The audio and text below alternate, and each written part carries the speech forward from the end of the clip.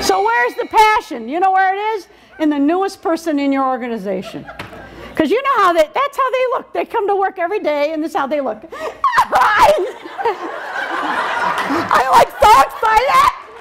I'm new here. Oh yeah, and isn't it hard not to go, you know?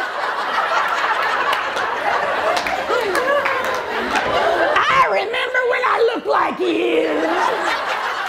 you. In life, period, passion is something that we all possess. And so many times, whether it be in a relationship or an occupation or going back to school or getting a new job, we have so much incredible passion. I like to call it the honeymoon period. So they told me that there were 2 young kids in there that were on their honeymoon, you know. Well, let's talk, okay? July 1st, 44 years ago, when I got married to Mr. Contorno, it was a little different back then, you know. So, I mean, it was like really exciting, okay? I mean, we didn't live together, you know what I'm saying, okay?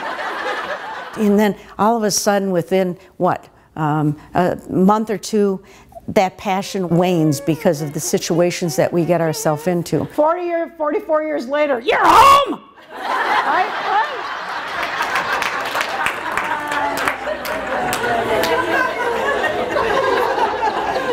So update to where I'm doing this conference, that there's these 2 young honeymooners, and I stand in front of the group, and I did think, honest to God, thank you, right?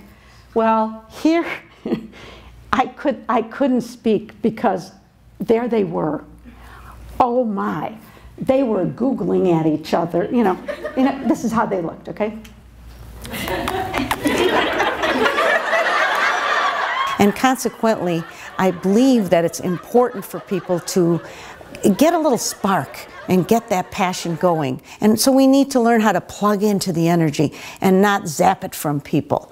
And once they do that, the whole organization, the whole relationship, everything can catch a little bit on fire. But I have to tell you something. You know what that did? That night when I went home, Mr. Contorno looked different.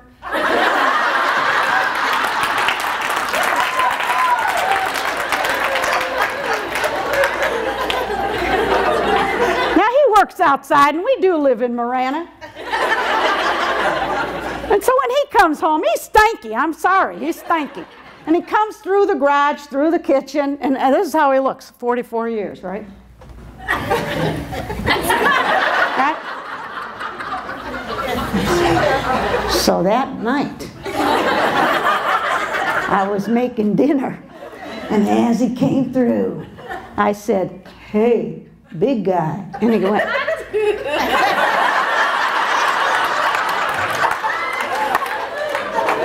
I said, "Yeah, you." He said, "I'll take a shower."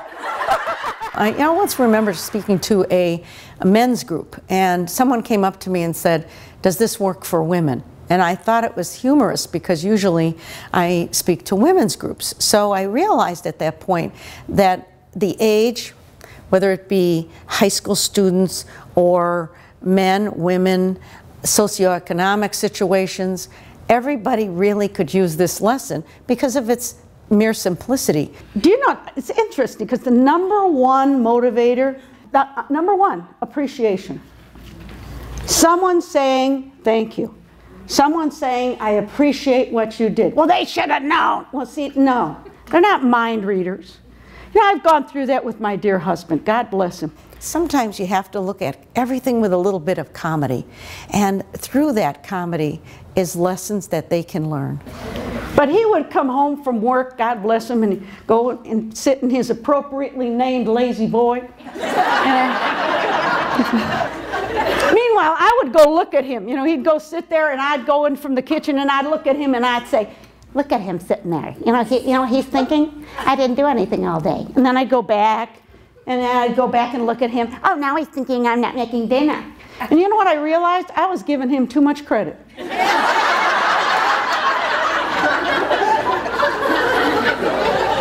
wasn't thinking.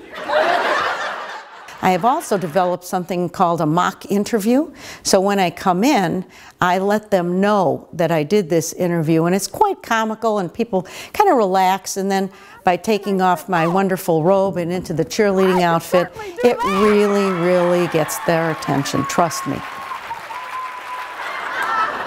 I always wanted to be a cheerleader. I just didn't think it'd take quite as long.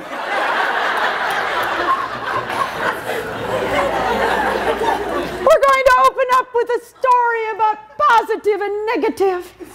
You see, I got a phone call from a high school, and the vice principal said to me, "Mrs. Contorno, we would like to bring you in to speak to our students on ethics."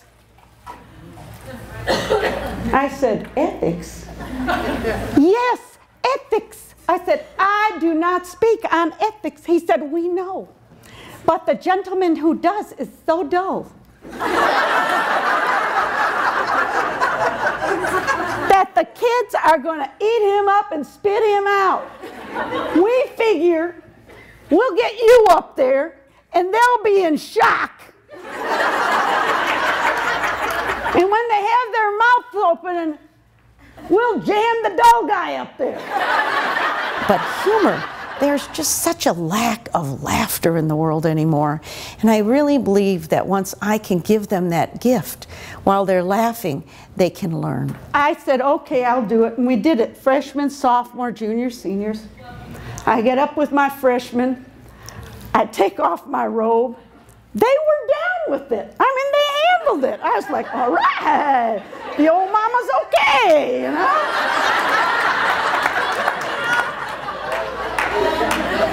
Okay, sophomores. Take off my robe. One young lady can't handle it.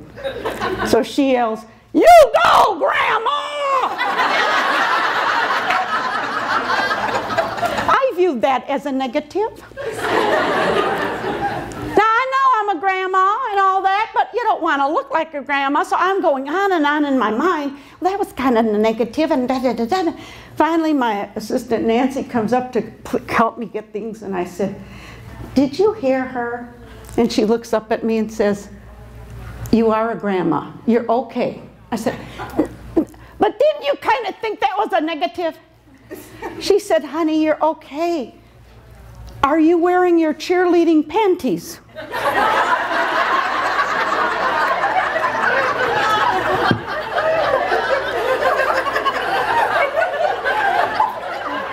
I said, "What?" She said, "Are you wearing your panties?" And I said, "Yeah, see?" She said, "Oh, thank God." And I said, "Why?" She said, "There were two young men in the front row said you weren't wearing any." I said, "Hot damn, they're still looking."